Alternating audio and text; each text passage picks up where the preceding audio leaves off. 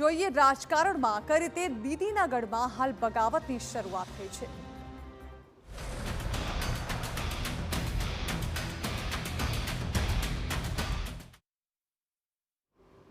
પશ્ચિમ બંગાળની રાજનીતિમાં એવો રાજકીય ધડાકો થયો છે કે જેના આંચકા સીધા મમતાના ઘર સુધી પહોંચ્યા છે।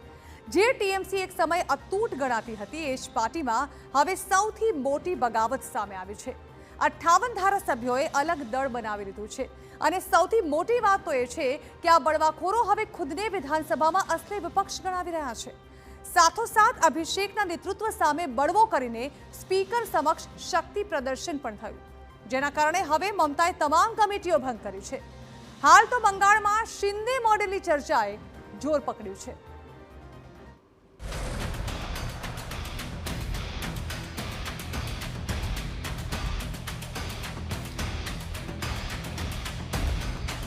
બંગાળની રાજનીતિમાં ભૂકંપ।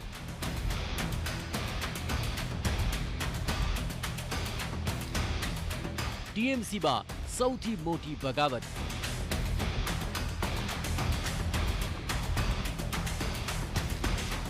अट्ठावन धारासभ्यों अलग दल।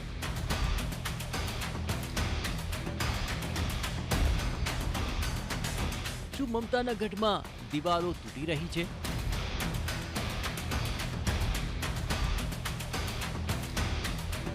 શું અભિષેક બેનર્જીનું નેતૃત્વ પડકાર હેઠળ છે?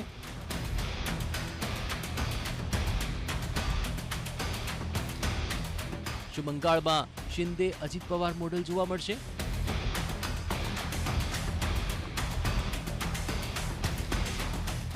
જી હા, પશ્ચિમ બંગાળમાં તૃણમૂલ કોંગ્રેસમાં અત્યાર સુધીની સૌથી મોટી તૂટ સામે આવી। પાર્ટીમાંથી હાંકી કાઢવામાં આવેલા ધારાસભ્ય રુદ્રબ્રત બેનર્જીના નેતૃત્વમાં 58 ધારાસભ્યો અલગ દળ બનાવી લીધું। બળવાખોર ધારાસભ્યોનો દાવો છે કે તેમને વધુ 2 ધારાસભ્યોનું પણ સમર્થન છે અને હવે તેઓ જ વિધાનસભામાં સૌથી મોટું વિપક્ષી દળ છે। નેતા વિપક્ષનો દાવો। બુધવારે બળવાખોર ધારાસભ્યોએ વિધાનસભા અધ્યક્ષને સમર્થન પત્ર સોંપ્યો હતો। રુદ્રબ્રત બેનર્જીના ધારાસભ્ય દળના નેતાની તેમાં માંગ કરવામાં આવી અને વિપક્ષના નેતા તરીકે માન્યતા આપવા માટે પણ માંગણી કરવામાં આવી છે। રુદ્રબ્રતનો દાવો છે કે સ્પીકરે તેમની માંગણી સ્વીકારી લીધી છે। સાથે જ જાવેદ ખાન, સંદીપન શાહ અને શિવલી શાહને ઉપનેતા અને અકરુજ્જમાનને ચીફ व्हिप બનાવવામાં આવ્યા છે। चोरों के जैसा पीटने के बाद बोले थे कि आवाम उनका रक्षा करेगी, तो फिर देखा गया कि सेंट्रल गवर्नमेंट को चिट्ठी दिए हैं उनका सिक्योरिटी बढ़ाने के लिए। तो उनको लेकर हम लोग ये चर्चा नहीं करना चाहते। जहाँ तक ममता बनर्जी का सवाल है, हम लोग मानते हैं कि Mamata Banerjee is a very tall leader और हमारा लेजिस्लेटिव पार्टी का उनसे आवेदन रहेगा कि हमारा चीफ एडवाइजर के तहत हम लोगों का मार्गदर्शन करते रहें। अपना अपना काम करेंगे। हम लोग चाहेंगे कि ममता दी हमारी एडवाइजर बन के रहे, हमें सलाह दे और हम लोग ये एलओपी और चीफ व्हिप को लेके दल को अच्छे से चलाए विधानसभा के अंदर। આખરે બળવાની શરૂઆત થઈ ક્યાંથી? આ આખો વિવાદ નેતા વિપક્ષની પસંદગી દરમિયાન શરૂ થયો હતો। રુદ્રબ્રત બેનર્જી અને સંદીપન શાહે આરોપ લગાવ્યો હતો કે શોભનદેવ ચટ્ટોપાધ્યાયને નેતા વિપક્ષ બનાવવાના પ્રસ્તાવમાં તેમના નકલી હસ્તાક્ષર કરવામાં આવ્યા હતા। આ ફરિયાદ બાદ બંને ધારાસભ્યોને પાર્ટીમાંથી બહારનો રસ્તો બતાવવામાં આવ્યો અને હવે એ જ બંને નેતાઓ બળવાના ચહેરા બની ગયા છે। મમતાની તાત્કાલિક કાર્યવાહી। પાર્ટીમાં મચેલા રાજકીય વાવાઝોડા વચ્ચે મમતા બેનર્જીએ પણ તાત્કાલિક એક્શન લીધું છે। મમતાએ રાજ્યની તમામ પાર્ટી કમિટીઓ અને ફ્રન્ટલ સંગઠનોને તાત્કાલિક અસરથી ભંગ કરી દીધા। હવે સમગ્ર સંગઠનનું પુનર્ગઠન કરવામાં આવશે। રાજકીય વિશ્લેષકોનું માનવું છે કે સંગઠન પર પોતાની પકડ જાળવી રાખવા માટે મમતાએ આ પગલું ભર્યું છે। શું ટીએમસી પર કબજો થઈ જશે? જોકે 58 ધારાસભ્યોનો આંકડો ખૂબ મોટો છે, છતાં હાલ ધારાસભ્યો સીધા ટીએમસી પાર્ટી પર કબજો નહીં કરી શકે। પાર્ટી અને ચૂંટણી ચિહ્ન પર દાવો કરવા માટે માત્ર ધારાસભ્યો નહીં પરંતુ સાંસદો અને સંગઠનના હોદ્દેદારોનું સમર્થન પણ જરૂરી બને છે। આ મામલામાં અંતિમ નિર્ણય ચૂંટણી પંચ અને જરૂર પડે તો કોર્ટ દ્વારા લેવામાં આવી શકે છે।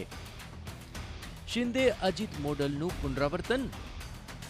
મહારાષ્ટ્રમાં એકનાથ શિંદે શિવસેનામાં અને અજિત પવારે એનસીપીમાં જે પ્રકારની બગાવત કરી હતી, બંગાળમાં પણ ઘણા લોકો આ ઘટનાને એ જ મોડલ સાથે સરખાવી રહ્યા છે. ફરક એટલો છે કે અહીં બળવાખોરોએ હજુ મમતાને પાર્ટી અધ્યક્ષ તરીકે સ્વીકારી છે, પરંતુ અભિષેક બેનર્જીના નેતૃત્વને નકારી દીધું છે. આથી સ્પષ્ટ છે કે આ લડાઈ માત્ર સત્તાની નહીં પરંતુ વારસદારીની પણ છે.